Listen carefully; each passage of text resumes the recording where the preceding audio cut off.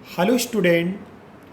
हम लोगों ने बेटा लास्ट वीडियो में एसिडिक नेचर ऑफ फिनाल की स्टडी की थी और उस एसिडिक नेचर ऑफ फिनाल की स्टडी में अगर आपको याद हो तो हमने आपसे कहा था कि फिनाल हमारा एसिडिक नेचर होता है क्योंकि वो प्रोटॉन को डोनेट करने के बाद फिनॉक्साइड आयन को फॉर्म करता है जिस पर निगेटिव चार्ज होता है, लेकिन वो फिनॉक्साइड आयन अपने रेजोनेंस से स्टेबल हो जाता है। यानी मेरे कहने मतलब उसका जो निगेटिव चार्ज होता है वो बेंजीन रिंग में क्या हो जाता है, डिस्पर्स हो जाता है, यानी फैल जाता है, जिससे आपका फिनॉक्साइड आयन स्टेबल हो जाता है और हमारा फिनाल एसिडिक नेचर शो करने लगता है। यानी मेरे कहने मतलब हुआ कि दोबारा वो प्रोटॉन को एक्सेप्ट नहीं कर पाता है, यानी उसके अंदर प्रोटॉन को दोबारा एक्सेप्ट करने की एबिलिटी ख़त्म हो जाती है और जिसे फिनाल एसिडिक नेचर शो करने लगता है। तो कहने का मतलब ये हुआ कि फिनाल का एसिडिक नेचर फिनॉक्साइड आयन की स्टेबिलिटी पर डिपेंड करता है। इसीलिए मैंने कल आपको समझाया था कि एसिडिक नेचर अब जो फिनाल होता है वो बेटा स्टेबिलिटी ऑफ फिनॉक्साइड आयन पर डिपेंड करता है। यानी मेरे कहने मतलब फिनॉक्साइड आयन की स्टेबिलिटी जितनी ज़्यादा होगी आपके फिनाल का एसिडिक नेचर भी उतना क्या होता है, ज़्यादा होता है। अब यहाँ पर मैंने कल लास्ट वीडियो में आपको ये भी शो किया था कि दो तरह के फैक्टर होते हैं। एक इलेक्ट्रॉन विथड्राइंग ग्रुप होते हैं, जैसे NO2 है, हाइड्रोजन है, साइनाइड है, COOH ग्रुप है। ये वो ग्रुप होते हैं जो फिनॉक्साइड आयन की स्टेबिलिटी को बढ़ाते हैं, क्योंकि ये ग्रुप इलेक्ट्रॉन को खींचने का काम करते हैं और ये इलेक्ट्रॉन को बेंजीन रिंग से खींचते हैं। बेंजीन रिंग ऑक्सीजन से इलेक्ट्रॉनों को खींचती है और जिससे फिनॉक्साइड आयन की स्टेबिलिटी इंक्रीज कर जाती है और स्टेबिलिटी के इंक्रीज करने से फिनाल का एसिडिक नेचर भी इंक्रीज कर जाता है। वही दूसरी ओर इलेक्ट्रॉन रिलीजिंग ग्रुप होता है, जैसे आपका एल्काइल ग्रुप हुआ, दूसरा ये एल्कॉक्सी ग्रुप होता है। OR को बेटा हम क्या बोलते हैं, एल्कॉक्सी के नेम से जानते हैं। तो R आपके पास एल्काइल ग्रुप है, OR आपका एल्कॉक्सी ग्रुप है। ये इलेक्ट्रॉन को रिलीज करते हैं। अगर बेंजीन रिंग में हम लोग इन्हें लगाते हैं तो ये इलेक्ट्रॉन को रिलीज करेंगे तो बेंजीन पर ही इलेक्ट्रॉन की डेंसिटी बढ़ जाएगी, जिससे फिर वो ऑक्सीजन से इलेक्ट्रॉनों को एक्सेप्ट नहीं कर पाएगा और उस कंडीशन में आपका जो OH बॉन्ड होगा वो आसानी से ब्रेक नहीं हो पाएगा, या फिर हम ये कह सकते हैं कि फिनॉक्साइड की जो स्टेबिलिटी है वो नहीं बढ़ पाएगी, बल्कि फिनॉक्साइड की स्टेबिलिटी और घटने लगेगी। मतलब जितनी फिनाल की थी उतनी उससे भी क्या हो जाएगी, कम क्या हो जाएगी, फिनॉक्साइड आयन की स्टेबिलिटी हो जाएगी अगर हम लोगों ने इलेक्ट्रॉन रिलीजिंग ग्रुप लगा दिया। और अगर फिनॉक्साइड आयन की स्टेबिलिटी घट गई तो उस कंडीशन में फिनाल का एसिडिक नेचर भी कम हो जाएगा। ठीक, तो आज हम सबसे पहले आपको इलेक्ट्रॉन विथड्राइंग ग्रुप को समझाएंगे, जो मैंने कल लास्ट वीडियो में समझा भी दिया था आपको।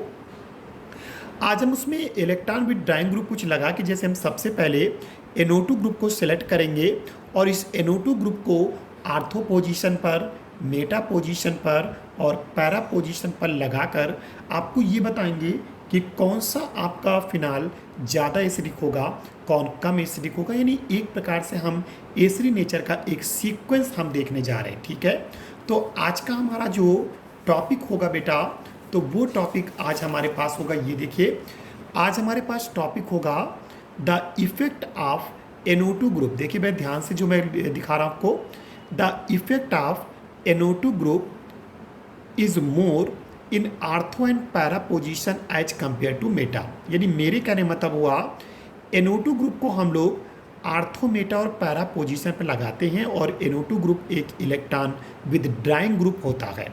तो आप समझ सकते हैं अगर इलेक्ट्रॉन विथड्राइंग ग्रुप लगाएंगे तो फिनॉक्साइड आयन की स्टेबिलिटी बढ़ेगी और जिससे बेटा फिनाल का एसिडिक नेचर बढ़ेगा। तो ये तो तय है कि NO2 ग्रुप के लगने से हमारे फिनॉक्साइड आयन की स्टेबिलिटी बढ़ेगी और फिनाल का एसिडिक नेचर होगा, बढ़ेगा। लेकिन याद रखिए आर्थो, मेटा और पैरा में NO2 ग्रुप के लगने से सब जगह पर जो स्टेबिलिटी ऑफ फिनॉक्साइड आयन है वो एक जैसी नहीं बढ़ती है, कहीं पर ज़्यादा बढ़ती है, कहीं पर कम बढ़ती है। अब जहाँ पर ज़्यादा बढ़ेगी तो उस कंडीशन में वो फिनाल आपका ज़्यादा एसिडिक नेचर का हो जाएगा और जहाँ पर वो कम बढ़ेगी वहाँ वाला फिनाल आपका कम एसिडिक नेचर का होगा। तो हमें ये देखा गया है कि जब NO2 ग्रुप को हम लोग आर्थो और पैरा पोजीशन पर बेटा लगाते हैं तो उसका जो एसिडिक नेचर होता है वो हमारा क्या होता है, एक प्रकार से मेटा से ज़्यादा एसिडिक होता है। तो वही हेडिंग बनाई गई है, the effect of NO2 group is more in ortho and para position as compare to meta. यानी मेटा पोजीशन के कंपेयर में आर्थो और पैरा पोजीशन पर NO2 ग्रुप का इफेक्ट जो होता है वो मोर होता है, यानी ज़्यादा होता है। तो हमें इस बात को शो करना है कि आखिरकार आर्थो और पैरा पोजीशन पर NO2 ग्रुप का इफेक्ट ज़्यादा क्यों होता है मेटा के कंपेयर में। ठीक है बेटा, तो चलिए हम आपको बताते हैं। देखिए बेटा होता क्या है, यहाँ इस पेपर में समझिए ध्यान से कि जैसे हमारे पास ये फिनाल है, ध्यान समझिएगा सभी बच्चे, ये बेटा हमारे पास क्या है, फिनाल है। ये बेंजीन बनाया और ये बेंजीन पर हमने क्या किया, OH ग्रुप लगा दी, बेंजीन है और बेंजीन पर हमने क्या लगा दिया, OH ग्रुप लगा दिया। अब कंडीशन ये है कि हम लोग यहाँ पर क्या करते, जैसे हमने आर्थो पोजीशन पर NO2 ग्रुप को ऐड कर दिया इस तरीके से। अब आपको मालूम है कि NO2 ग्रुप जो एक इलेक्ट्रॉन विद ड्राइंग ग्रुप है, मैं क्या लिख रहा हूँ, एक प्रकार से इलेक्ट्रॉन विद ड्राइंग ग्रुप है। ठीक है बेटा, मैंने यहाँ पे लिख दिया कि NO2 ग्रुप आपका इलेक्ट्रॉन विद ड्राइंग ग्रुप होता है जो बेंजीन रिंग से इलेक्ट्रॉनों को अपनी ओर अट्रैक्ट करेगा, और जब बेंजीन रिंग से अट्रैक्ट करेगा तो बेंजीन फिर क्या करेगा, इस ऑक्सीजन से इलेक्ट्रॉन को अपनी ओर अट्रैक्ट करेगा जो फिनॉक्साइड आयन की स्टेबिलिटी को बढ़ाएगा। चलिए ये तो आप समझ चुके हैं अच्छी तरीके से। अब यहाँ पर ये चीज़ देखिए कि अगर हम NO2 ग्रुप को आर्थो पोजीशन पे लगाते हैं, ठीक है, या फिर हम क्या लगाते हैं पैरा पोजीशन पे, तो हमें शो करना है कि आर्थो और पैरा पर जो इसका इफेक्ट है वो मेटा के कंपेयर से ज़्यादा होता है। तो ऐसा क्यों होता है, तो उसका बेसिक रीज़न ये है कि सबसे पहले अगर हम NO2 ग्रुप की बात करें तो NO2 जो ग्रुप होता है बेटा, ध्यान समझना इस चीज़ को, हमारा NO2 ग्रुप आर्थो और पैरा पोजीशन पर, क्या मैंने कहा, NO2 ग्रुप आर्थो और पैरा पोजीशन पर क्या करता है, दो इफेक्ट शो करता है। कौन कौन सा, एक तो वो -I इफेक्ट शो करता है।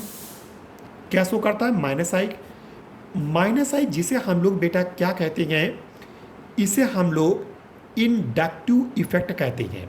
समझना मेरी बात को, इसे हम लोग बेटा इंडक्टिव इफेक्ट के नेम से हम इसको जानते हैं।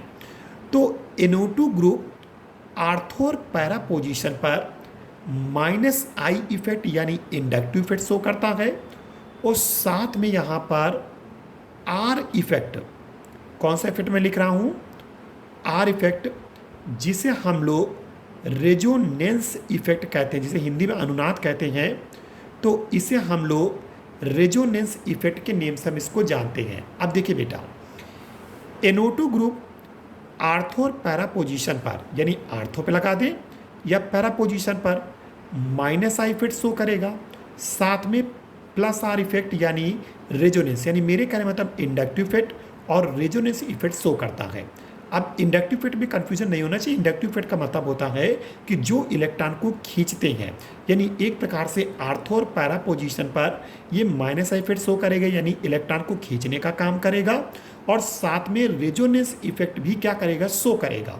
ओके, लेकिन अगर वहीं पर मेटा पोजीशन पर बात करें, किसकी बात करें बेटा, मेटा पोजीशन पर, तो मेटा पोजीशन पर सिर्फ ये -I इफेक्ट को शो करेगा। कौन, आपका NO2 ग्रुप। फिर समझ लीजिए मैं क्या लिख रहा हूँ कि NO2 ग्रुप अगर आर्थो पैरा पे लगाएंगे तो -I इफेक्ट भी शो करेगा और रेजोनेंस इफेक्ट भी शो करेगा, यानी इलेक्ट्रॉन को खींचने का भी काम करेगा और रेजोनेंस में इन्वॉल्व भी होगा, यानी अनुनाद में ये पार्टिसिपेट भी करेगा। रेजोनेंस में क्या करेगा, पार्टिसिपेट भी करेगा। लेकिन NO2 ग्रुप वहीं आप अगर मेटा पोजीशन पे लगाते हैं तो ये सिर्फ क्या करेगा, -I इफेक्ट शो करेगा। ये रेजोनेंस इफेक्ट यानी R इफेक्ट की अगर हम बात करते हैं तो बेटा ये R इफेक्ट को शो नहीं करेगा, तो सिर्फ क्या शो करेगा, -I इफेक्ट। अब आप कहेंगे सर ऐसा क्यों होता है, तो उसका रीज़न है कि आप लोगों ने देखा था भाई रेजोनेंस करने के लिए क्या चाहिए, इलेक्ट्रॉन चाहिए। अब रही बात मेटा पोजीशन पर, तो कल आप लोगों ने रेजोनेंस देखा था। चलिए मैं आपको फिर से एक बार दिखा देता हूँ, रिमाइंड कर दे रहा हूँ। ये देखिए कि यहाँ पर आप इसको गौर करिए कि इन स्ट्रक्चरों को आप ध्यान समझिए कि आपको बेंजीन रिंग में कहाँ कहाँ पर इलेक्ट्रॉन की डेंसिटी नज़र आ रही। देखिए एक आपको इस आर्थो पर नज़र आ रही है इलेक्ट्रॉन की डेंसिटी, ठीक है बेटा। फिर आपको पैरा पे नज़र आ रही है, दिख रहा बेटा। फिर आपको आर्थो पे नज़र आ रही है।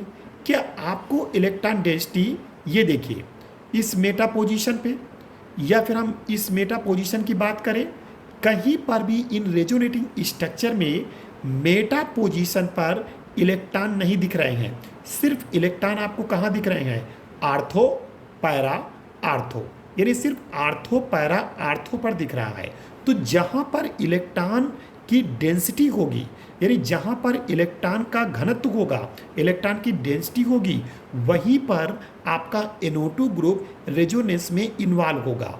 अब रही बात मेटा पोजीशन पर, तो मेटा पोजीशन पर इलेक्ट्रॉन की डेंसिटी नहीं बन पाती है रेजोनेंस से, जिससे मेटा पोजीशन पर लगा हुआ NO2 जो ग्रुप होता है वो कभी भी रेजोनेंस में पार्टिसिपेट नहीं कर पाएगा। हाँ, सिर्फ ये क्या करेगा, इलेक्ट्रॉनों को अपनी ओर अट्रैक्ट करने की कोशिश करेगा, सिर्फ एक अट्रैक्शन फोर्स लगाएगा। तो सिर्फ मेटा पोजीशन पे लगा हुआ NO2 ग्रुप एक अट्रैक्शन फोर्स लगा सकता है, लेकिन ये जो इलेक्ट्रॉन के होते हैं जो रेजोनेंस के थ्रू आते हैं, उनमें उनको लेकर वो रेजोनेंस में पार्टिसिपेट नहीं कर सकता है, क्योंकि मेटा पोजीशन पर इलेक्ट्रॉन आते ही नहीं हैं। तो इसीलिए मैं आपको शो कर रहा हूँ, शायद मेरे हिसाब से समझ में आ गया होगा कि NO2 ग्रुप जब हम आर्थो और पैरा पे लगाते हैं तो माइनस आई तो शो करेगा, क्योंकि उसके अंदर इलेक्ट्रॉन को अपनी ओर अट्रैक्ट करने की प्रॉपर्टी है, लेकिन साथ में वो रेजोनेंस में भी पार्टिसिपेट करेगा, क्योंकि आर्थो पैरा पे इलेक्ट्रॉन की डेंसिटी बढ़ जाती है, जिससे वहाँ के इलेक्ट्रॉन को लेकर ये रेजोनेंस में भी क्या होगा, इन्वॉल्व हो जाएगा। तो इस तरीके से अगर बेटा हम लोग देखिए यहाँ पर, देखिए बेटा यहाँ पर इस तरीके से हम देखें तो वही हम कह रहे हैं कि NO2 ग्रुप आर्थो और पैरा पे माइनस आई इफेक्ट भी शो करेगा, क्योंकि माइनस आई इफेक्ट शो करना ही करना है, क्योंकि इलेक्ट्रॉन को अट्रैक्ट करने की इसके अंदर प्रॉपर्टी होती है। और साथ में रेजोनेंस भी शो करेगा, क्योंकि आर्थो और पैरा दोनों पर इलेक्ट्रॉन की डेंसिटी बढ़ जाती है रेजोनेंस के द्वारा। लेकिन मेटा पोजीशन पर आप देखते हैं कोई इलेक्ट्रॉन की डेंसिटी नहीं बढ़ती है, इसलिए कभी भी प्लस आर इफेक्ट को नहीं शो करेगा, केवल माइनस आर इफेक्ट को। तो आप समझ गए होंगे आर्थो और पैरा पर दो इफेक्ट शो कर रहे हैं, और ये दोनों ही इफेक्ट बहुत जल्दी फिनॉक्साइड आयन की स्टेबिलिटी को क्या करते हैं, बढ़ाते हैं। तो आर्थो पैरा पे माइनस आई और प्लस आई दोनों इफेक्ट लगने से फिनॉक्साइड आयन की स्टेबिलिटी ज़्यादा बढ़ती है as compare to meta position. इसलिए आर्थो और पैरा वाले आपके ज़्यादा एसिडिक होंगे किससे, मेटा। यानी मेरे कहने मतलब है कि अगर हम यहाँ पर आपको बना के दिखाएं, ये देखिए ये हमारे सामने बेटा बेंजीन हुआ, बेंजीन पर OH लगा है, मैं 3 बना रहा हूँ। ये हमारे सामने दूसरा मैं बेंजीन बना रहा हूँ, ये देखिए बेटा, और यहाँ पर OH लगा दिया, और ये तीसरा भी मैं इस तरीके से फिनाल बना दूंगा। देखिए ये तीसरा मैंने फिनाल बना दिया। अब यहाँ पर एक बार हमने क्या किया, एक प्रकार से हमने यहाँ पर पैरा पे NO2 लगा दिया, यहाँ पर आर्थो पे लगा दिया, और यहाँ पर मेटा पे लगा दिया। ओके, तो यहाँ पर क्या होगा, ये आर्थो और पैरा ये दोनों ही, आर्थो और पैरा ये दोनों ही आपके मेटा के कंपेयर में ज़्यादा एसिडिक होंगे। ठीक है बेटा, तो आर्थो, ये आर्थो वाला भी और पैरा वाला भी ये ज़्यादा एसिडिक होगा इस मेटा वाले के कंपेयर में, क्योंकि यहाँ पर ये माइनस आई, इन दोनों कंपाउंड में माइनस आई प्लस आर दोनों इफेक्ट शो होते हैं, जिससे ये फिनॉक्साइड आयन की स्टेबिलिटी को और भी ज़्यादा बढ़ाते हैं, क्योंकि इलेक्ट्रॉन खींचने का भी काम करते हैं और रेजोनेंस में भी इन्वॉल्व हो जाते हैं, जिससे क्या होगा, इलेक्ट्रॉन की जो स्टेबिलिटी ऑफ फिनॉक्साइड आयन उसको ज़्यादा बढ़ाएंगे।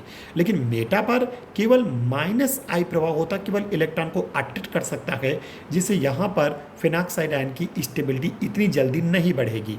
तो यहाँ ज़्यादा बढ़ेगी स्टेबिलिटी, तो इसलिए ज़्यादा एसिडिक होंगे, यहाँ पर कम स्टेबिलिटी बढ़ेगी, इसे इनके कंपेयर में मेटा वाला आपका कम एसिडिक होगा। ओके बेटा, तो इस तरीके से आपको समझ में आ गया होगा कि आर्थो नाइट्रोफिनाल और पैरा नाइट्रोफिनाल मोर एसिडिक होते हैं as compare to meta nitrophenol. Okay बेटा, ये आपको समझ में आ गया होगा।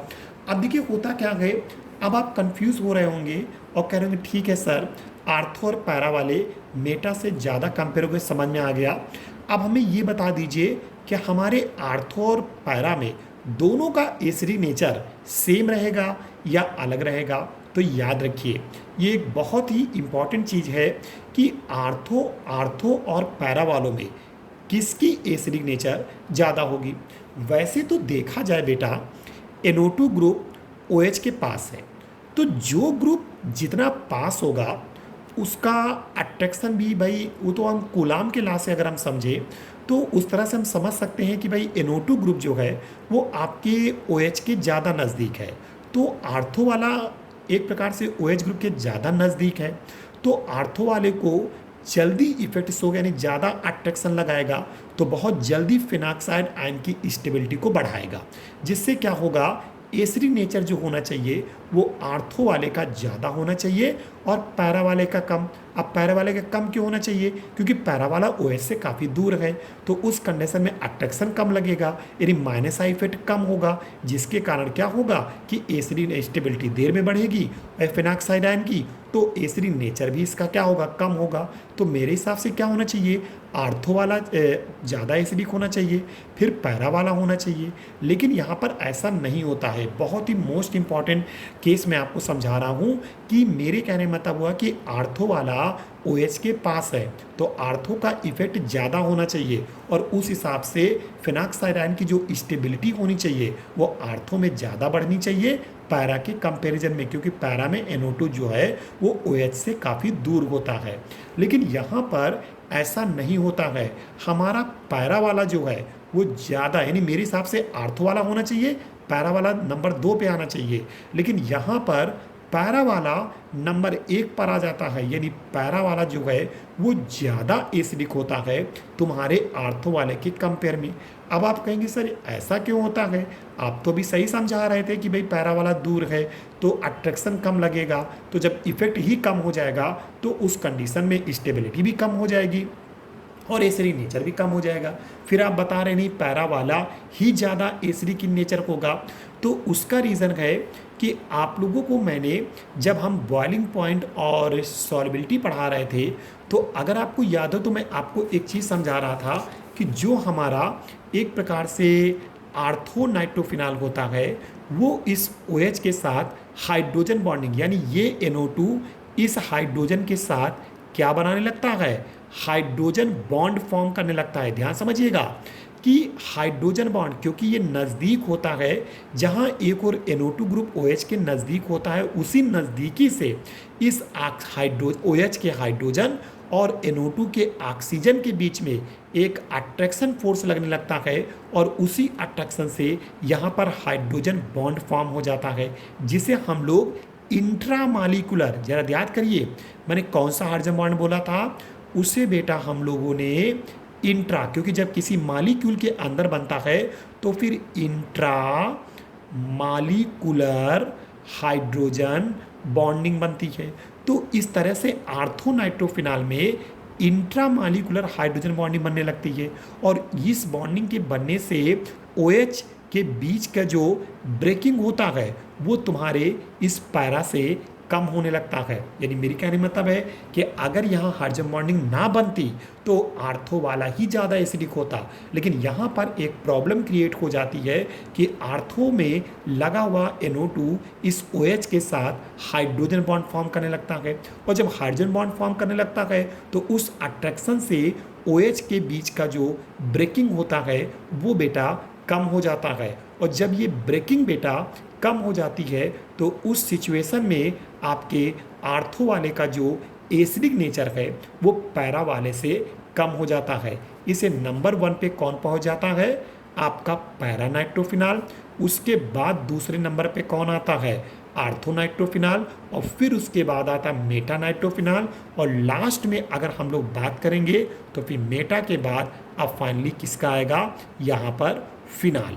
तो इस तरह से कुछ सीक्वेंस हमें देखने को मिलता है कि सीक्वेंस कुछ बेटा इस तरीके से मिला कि सबसे पहले पैरा वाला, फिर उसके बाद आर्थो वाला, फिर उसके बाद मेटा वाला, और उसके बाद फिनाल। एक बार फिर से हम रिमाइंड करने जा रहे हैं, ज़्यादा समझिएगा। देखिए, अगर आपसे कोई कहता है NO2 ग्रुप कौन सा ग्रुप है, तो आप कहेंगे सर इलेक्ट्रॉन विथड्राइंग ग्रुप है। जब हमारे फिनाल पर लगेगा तो ये फिनाक्साइड आयन की स्टेबिलिटी को बढ़ाएगा। ओके बेटा, और जब स्टेबिलिटी बढ़ेगी तो हमारे फिनाल का एसिडिक नेचर भी बढ़ेगा। लेकिन आर्थो मेटा पैरा इन जगह NO2 ग्रुप अगर हम लगाते हैं तो हम लोग क्या देखते हैं कि इन तीनों का एसिडिक नेचर एक जैसा नहीं होता है। तो उस केस में अगर देखा गया तो आर्थो और पैरा का जो एसिडिक होता है वो मेटा से ज़्यादा होता है। अब ऐसा क्यों होता है, तो मैंने आपको बताया कि आर्थो और पैरा पे दो इफेक्ट शो होते हैं। यानी आर्थो और पैरा पे लगा हुआ NO2 ग्रुप हमारा दो इफेक्ट शो करता है। एक माइनस आई इफेक्ट जिसे इंडक्टिव इफेक्ट कहते हैं, ये एक इलेक्ट्रॉन अट्रैक्टिव इफेक्ट होता है, यानी इलेक्ट्रॉन को अपनी ओर अट्रैक्ट करने का इफेक्ट जो होता है वो माइनस आई इफेक्ट होता है। और दूसरी ओर ये क्योंकि आर्थो और पैरा पोजीशन पे आपने देखा रेजोनेंस के थ्रू इलेक्ट्रॉन की डेंसिटी बढ़ जाती है, तो NO2 हमारा जो ग्रुप होता है वो रेजोनेंस में भी क्या करता है, पार्टिसिपेट करता है। तो इस तरह से आर्थो पैरा पे इंडक्टिव और रेजोनेंस दो इफेक्ट शो होने लगते हैं, जिससे वो बहुत जल्दी एक प्रकार से फिनाक्साइड आयन की स्टेबिलिटी को बढ़ा देता है। और जितनी जल्दी फिनाक्साइड आयन की स्टेबिलिटी बढ़ेगी उतना ज़्यादा हमारा फिनाल जो होगा वो एसिडिक नेचर होगा। क्योंकि मैं आपको पहले बता चुका हूँ कि एसिडिक नेचर ऑफ जो फिनाल होता है वो स्टेबिलिटी या फिनाक्साइड आयन की डायरेक्टली प्रोपोर्शनल होता है। तो जितनी जल्दी स्टेबिलिटी बढ़ेगी उतना ज़्यादा फिनाल हमारा एसिडिक नेचर होगा। तो इस तरीके से आर्थो पैरा वाले ज़्यादा एसिडिक हो जाते हैं मेटा के कंपेयर में, क्योंकि मेटा पर सिर्फ minus I effect he show होता है, एक इफेक्ट शो होता है, जबकि आर्थो पैरा पे दो इफेक्ट शो होते हैं। ओके बेटा, अब आर्थो पैरा का ज़्यादा एसिडिक होगा मेटा से। चलिए ये बात समझ में आ गई। अब हमको लोगों को ये समझाया था हमने कि आर्थो पैरा में क्या दोनों के एसिडिक नेचर एक जैसा होगा, तो ये भी नहीं होगा। इसमें पैरा वाला ज़्यादा एसिडिक होता है आर्थो वाले से, जबकि होना क्या चाहिए, आर्थो वाला ज़्यादा होना चाहिए पैरा वाले से, क्योंकि आर्थो वाला तो OH के पास है।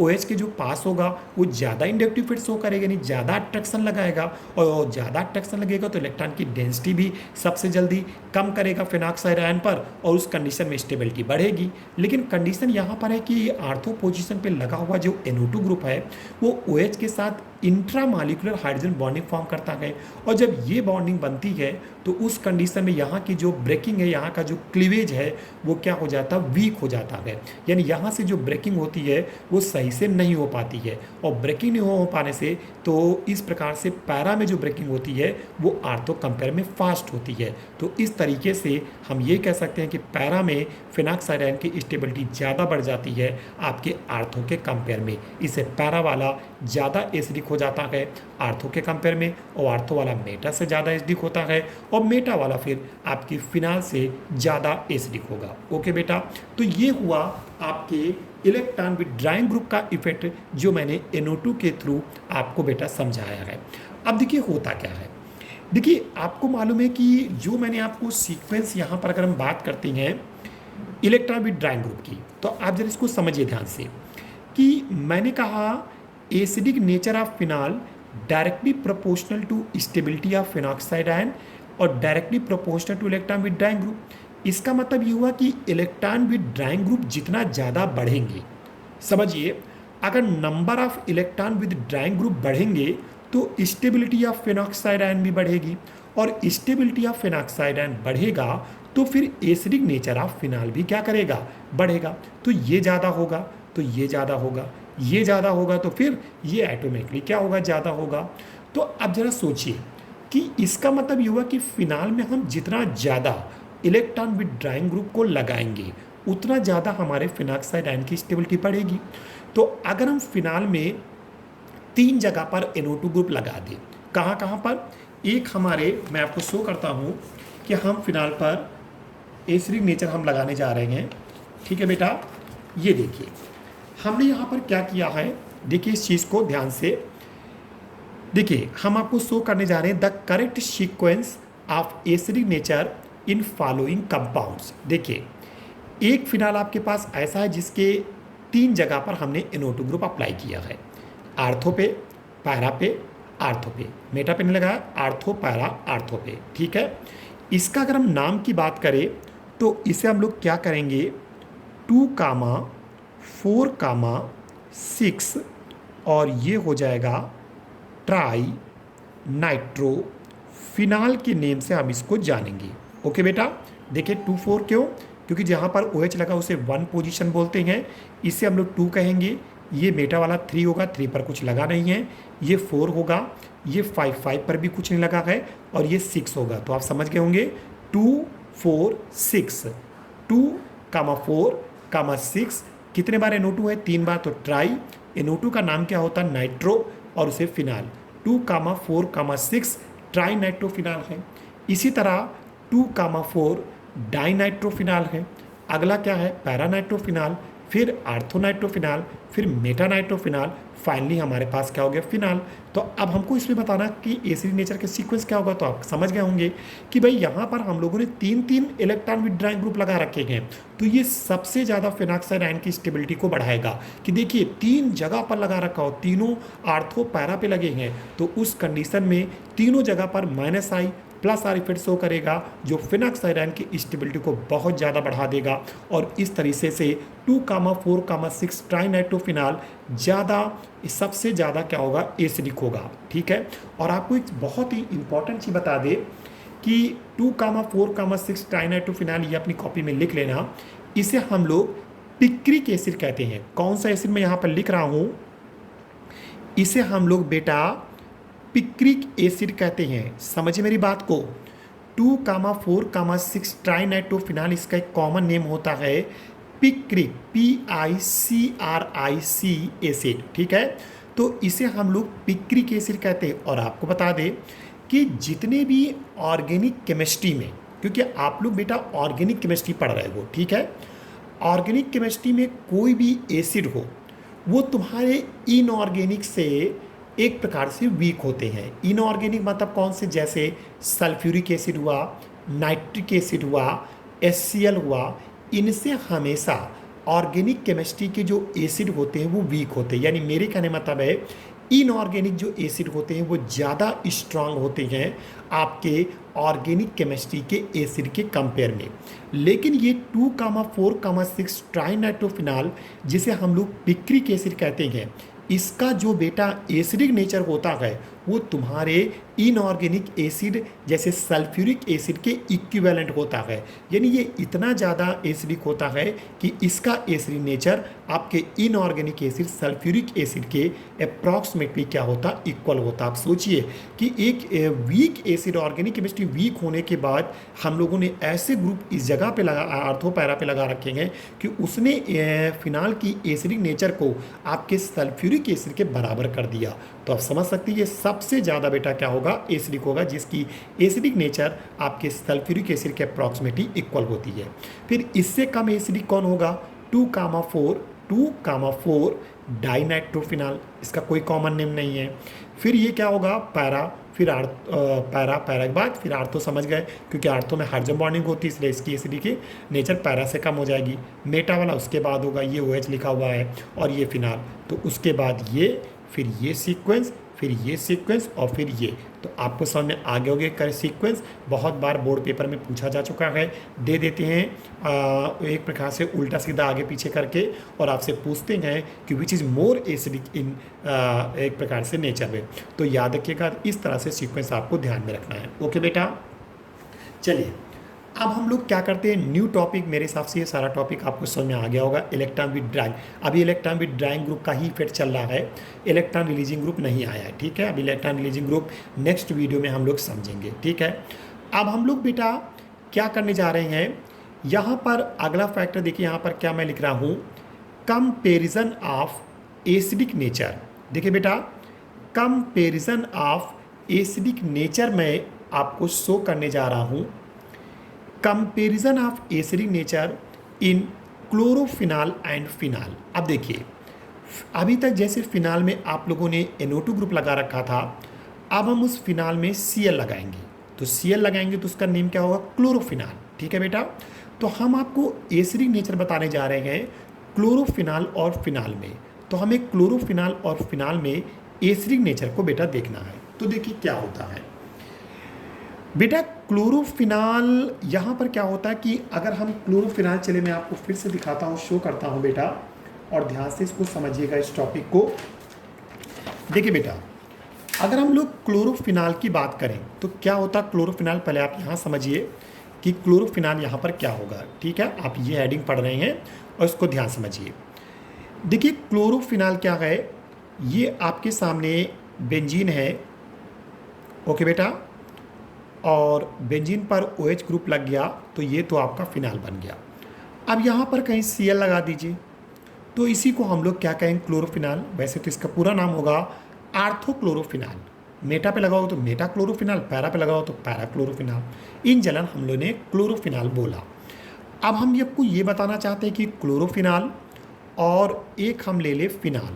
देखिए सभी लोग, एक मालिक्यूल लिया क्लोरोफिनाल और दूसरा हम क्या ले रहे हैं, फिनाल। तो इसमें बताना कौन ज़्यादा एसिडिक होगा, तो आप समझ गए होंगे, क्योंकि आप कहोगे सर जी अभी आपने बताया था कि क्लोरीन जो है वो इलेक्ट्रॉन विथड्राइंग ग्रुप है। वेरी गुड, अगर इलेक्ट्रॉन विथड्राइंग ग्रुप है तो वो बेंजीन से इलेक्ट्रॉन को अपनी ओर अट्रैक्ट करेगा, बेंजीन ऑक्सीजन से इलेक्ट्रॉन को अट्रैक्ट करेगा, जिससे क्या होगा, फिनॉक्साइड आयन की स्टेबिलिटी बढ़ेगी और एसिडिक नेचर बढ़ेगा। बिल्कुल करेक्ट ये बात हुई, और इस तरीके से आपके सोचने के अकॉर्डिंग यहाँ पर क्लोरोफिनाल फिनाल से ज़्यादा एसिडिक होगा, इसमें कोई डाउट नहीं, किसी प्रकार का कोई एक्सेप्शन नहीं, और ये करेक्ट होगा कि आपका क्लोरोफिनाल फिनाल से ज़्यादा एसिडिक होगा, क्योंकि क्लोरोफिनाल में क्लोरीन आपका इलेक्ट्रॉन विथड्राइंग का काम करेगा, जो फिनॉक्साइड आयन की स्टेबिलिटी को बढ़ाएगा, जिससे फिनाल से ज़्यादा इसका एसिडिक नेचर हो जाएगा। ओके, इतना आप समझ गए होंगे। अब कंडीशन ये है कि अगर हम यहाँ पर भी 2-3 ले लें, जैसे हम यहाँ पर बात करें, ये देखिए बेटा मैं बना रहा हूँ स्ट्रक्चर, ये जैसे हमने नाइट्रो ग्रुप में आपको शो किया, तो वैसे मैं यहाँ भी शो करना चाहूँगा एक बार। एक मैंने शो क्लोरीन आर्थो पे लगा दिया, दूसरा मैं यहाँ पर क्या करूँगा, फिनाल लूँगा और उस फिनाल को मैं मेटा पोजीशन पे लगा रहा हूँ। ठीक है बेटा, एक आर्थो पे लगा दिया, एक मेटा पे लगा दिया, और तीसरा जो हमारे सामने क्लोरोफिनिल फिनाल बन रहा है, सॉरी, तो इसे हम यहाँ पर OH लगा के Cl को पैरा पे लगा देंगे, तो इसे आप कहेंगे आर्थोक्लोरोफिनाल, इसे आप कहेंगे मेटा क्लोरोफिनाल। चले मैं लिखे दे रहा हूँ नेम भी, आर्थो के लिए O लगा देते हैं, आर्थो, और ये क्लोरो, और ये आपके सामने फिनाल। ओके बेटा, यहाँ पर बात करें तो ये हमारे सामने मेटा क्लोरोफिनाल। ओके बेटा, इसी तरीके से हमारे पास पैरा पे लगा है तो पैरा क्लोरो, और ये हमारे सामने फिनाल। तो एक आर्थोक्लोरोफिनाल, दूसरा मेटा क्लोरोफिनाल, और तीसरा पैरा क्लोरोफिनाल, और फाइनली क्या होगा, फिनाल। तो फिनाल में तो कोई डाउट ही नहीं, इसका तो एसिडिक नेचर वैसे भी हम लोग समझ चुके हैं कि इन तीनों से कम होगा। तो इसका तो एसिडिक नेचर कम होगा, यानी इन तीनों का ज़्यादा होगा और इसका कम होगा, ये तो हम लोग को क्लियर हो गया। लेकिन अब हम लोग को ये समझना है कि आर्थो, मेटा और पैरा में किसका होगा। अब अगर हम फिर से समझें कि क्लोरीन वाला, यहाँ पर जो क्लोरीन होगा वो ज़्यादा एसिडिक होगा किसके, आपके मेटा के आर्थो की तुलना में। तो नंबर 1 हम लोगों के हिसाब से, अगर पिछली हम लोग नाइट्रो का केस हम लोग बात करें तो पैरा वाला ज़्यादा था, फिर आर्थो वाला, फिर मेटा वाला। अब हम लोग सोचें कि फिर से यही होगा कि पहले पैरा वाला होगा, फिर आर्थो वाला होगा, फिर मेटा वाला, तो गलत है। देखिए NO2 एक अलग, माना कि इलेक्ट्रॉन विथड्राइंग ग्रुप NO2 भी था, और क्लोरीन भी आपका इलेक्ट्रॉन विथड्राइंग ग्रुप है, लेकिन उसकी सिचुएशन और इसकी सिचुएशन दोनों में अंतर है। यहाँ पर जो क्लोरीन है, तो क्लोरीन दोनों इफेक्ट शो जरूर करता है, यानी माइनस आई इफेक्ट, यानी वही इंडक्टिव इफेक्ट और रेजोनेंस, दोनों ही प्रकार का इफेक्ट शो करता है। लेकिन यहाँ पर ये देखा गया है कि जो इसका एक प्रकार से माइनस आई इफेक्ट होता है क्लोरीन में, क्लोरीन का जो माइनस आई इफेक्ट होता है, समझिए बेटा, क्लोरीन का जो माइनस आई इफेक्ट होता है वो तुम्हारे एक प्रकार से रेजोनेंस, मैं क्या कह रहा हूँ कि क्लोरीन दोनों ही इफेक्ट शो करेगा, माइनस आई भी शो करता है, रेजोनेंस भी शो करता है, इसमें कोई डाउट नहीं कि क्लोरीन, क्योंकि क्लोरीन के पास लोन पेयर इलेक्ट्रॉन होते हैं, आप समझ सकते हैं क्लोरीन के पास 7 इलेक्ट्रॉन होता, केवल एक इलेक्ट्रॉन को उसने बॉन्ड फॉर्म किया और अभी उसके पास 6 इलेक्ट्रॉन लोन पेयर इलेक्ट्रॉन है। तो जिसके पास लोन पेयर इलेक्ट्रॉन है और बेंजीन में पाई इलेक्ट्रॉन है, तो लोन पेयर और पाई इलेक्ट्रॉन जहाँ भी आ जाते हैं वहाँ पर रेजोनेंस स्टार्ट हो जाता है। तो क्लोरीन हमारा रेजोनेंस शो करेगा और इंडक्टिव इफेक्ट का काम तो करता ही है। तो यहाँ पर वही मैं कह रहा हूँ कि जो क्लोरीन होता है वो माइनस आई और रेजोनेंस दोनों ही इफेक्ट को शो करेगा। लेकिन ये देखा गया कि क्लोरीन में जो माइनस आई इफेक्ट है वो तुम्हारे रेजोनेंस से ज़्यादा इफेक्टिव होता है। बात समझिए मैं क्या कर रहा हूँ, इस पॉइंट को ध्यान से समझिए जो मैं आपके लिए शो कर रहा हूँ। मैंने क्या कहा कि क्लोरीन के केस में माइनस, यानी क्लोरीन माइनस है और रेजोनेंस दोनों इफेक्ट जरूर शो करता है, लेकिन क्लोरीन का माइनस आई इफेक्ट ज़्यादा इफेक्टिव होता है, ज़्यादा प्रभावी होता है। किसके कंपेयर में? रेजोनेंस के कंपेयर में। तो यहाँ पर आपको एसिडिक नेचर माइनस आई के कंपेयर में आपको देखना है, और माइनस आई के कंपेयर में आप समझ गए होंगे कि माइनस आई में क्या होता है कि जो जितना नज़दीक होता है उतनी जल्दी वो फिनॉक्साइड आयन के ऑक्सीजन से इलेक्ट्रॉन को अपनी ओर क्या करेगा? अट्रैक्ट करेगा। तो उस हिसाब से, और यहाँ पर जो हाइड्रोजन बॉन्डिंग बनती है वो बहुत ही वीक, ना के बराबर। तो यहाँ पर एक, क्योंकि सबसे अच्छी हाइड्रोजन बॉन्डिंग फ्लोरीन में बनती, आपको फॉन्सियल याद होगा बेटा, सबसे अच्छी हाइड्रोजन बॉन्डिंग कहाँ बनती है? फ्लोरीन में, उसके बाद ऑक्सीजन में, उसके बाद नाइट्रोजन में, और क्लोरीन में बहुत ही वीक एक फीबल हाइड्रोजन बॉन्डिंग फॉर्म होता है। तो यहाँ पर उस हाइड्रोजन बॉन्डिंग का इफेक्ट नहीं आ पाएगा, और यहाँ पर जो इफेक्ट मेन शो होगा वो इंडक्टिव इफेक्ट शो होगा, और उस कंपेयर में आपका जो जितना नज़दीक होगा OH के वो उतनी जल्दी फिनॉक्साइड आयन की स्टेबिलिटी को बढ़ाएगा। तो उस कंडीशन में आपका क्लोरीन वाला ज़्यादा एसिडिक, सॉरी आर्थो वाला ज़्यादा एसिडिक होगा। किससे? मेटा वाला, पैरा वाला नहीं आएगा, क्योंकि OH के नज़दीक नंबर 1 पे कौन है? आपका आर्थो, उससे दूर कौन है? मेटा, और सबसे दूर कौन है? पैरा। तो सबसे ज़्यादा एसिडिक कौन होगा? आर्थो वाला, उसके बाद कौन होगा? मेटा वाला, और सबसे कम एसिडिक होगा यहाँ पर पैरा वाला। तो आर्थो, मेटा, पैरा, ये कुछ सीक्वेंस आपको देखने को मिलेगा। तो आर्थो है, मेटा है, पैरा, और उसके बाद क्या होगा? फिनाल का एसिडिक नेचर वैसे भी कम है।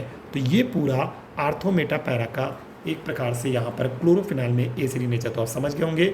नंबर 1 पर आर्थो, नंबर 2 पे मेटा, और नंबर 3 पे पैरा, और फाइनली क्या होगा? Phenol. This is a acidic nature of phenol. तो उसका NO2 ग्रुप का अलग तरीके से याद रखना, इसमें कुछ अलग सीक्वेंस आ जाती है, यानी अलग प्रॉब्लम आ जाती है। तो अलग सीक्वेंस प्रॉब्लम है तो अलग तरह का सीक्वेंस भी आपको देखने को मिलेगा। तो this is a electron effect of electron withdrawing group on phenol. तो आपने एक बार NO2 का देख लिया, क्लोरीन, यही कंपटीशन में भी खूब पूछे जाते हैं, और ये सीक्वेंस आपके बोर्ड पेपर में भी खूब पूछे जाते हैं। तो इसको आप बहुत ध्यान से इसको स्टडी करिएगा। ओके बेटा, thank you very much watching for this video. Okay बेटा।